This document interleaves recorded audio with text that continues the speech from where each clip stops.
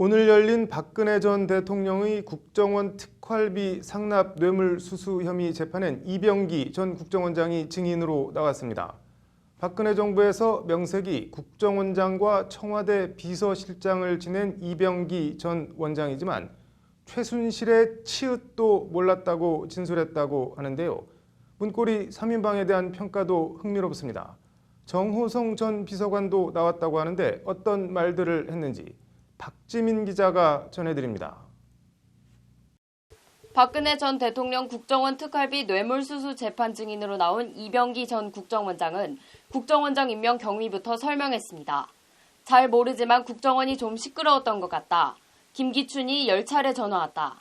처음엔 고사했지만 결국 못 이겨 2014년 6월경 요청을 수락했다는 것이 이 전 원장의 말입니다. 이 전 원장은 그러면서 국정원장 인사청문회 당시 이른바 청와대 문고리 3인방 안봉근 전 비서관과의 일화를 전했습니다.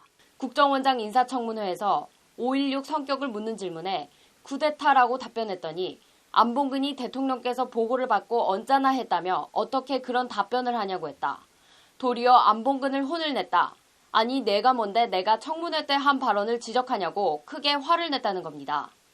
청와대 비서실장으로 가서 정우선 전 비서관 등 문고리 3인방의 전횡에 대해선 파악하고 있었냐는 질문에는 이렇게 답변했습니다. 그 친구들 대단하다 생각 안 했다. 당시 문고리 3인방 안봉근이 저한테 혼 많이 났다. 행동거지 똑바로 하라고. 이재만도 인사위원회 위원으로 들어와서 수석도 아닌데 왜 들어오냐고 나가라고 했다. 정호성이는 좀 문장도 쓸 줄 알고 해서 가끔 보고서 문제로 통화하고 했지만 3인방과는 상대를 안 했다는 게 이병기 전 비서실장의 말입니다. 이병기 전 원장은 청와대 비서실장으로 가게 된 경위는 이렇게 설명했습니다. 비서실장 가게 된 게 소위 정윤회 문건 파동이 계기 아닌가. 청와대 들어간 이후로 머릿속에는 정윤회 생각만 했다는 겁니다.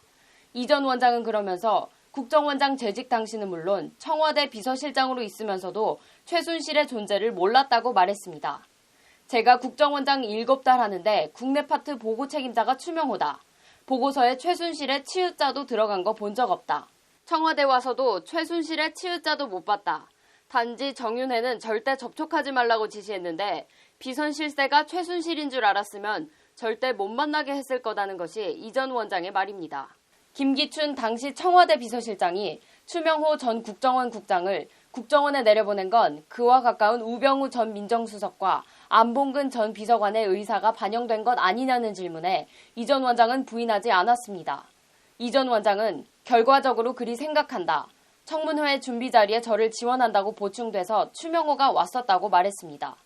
이 전 원장은 국정원 특활비 상납에 대해선 국정운영비에 쓰이는 합법적인 지원이라고 생각했다고 답변했습니다.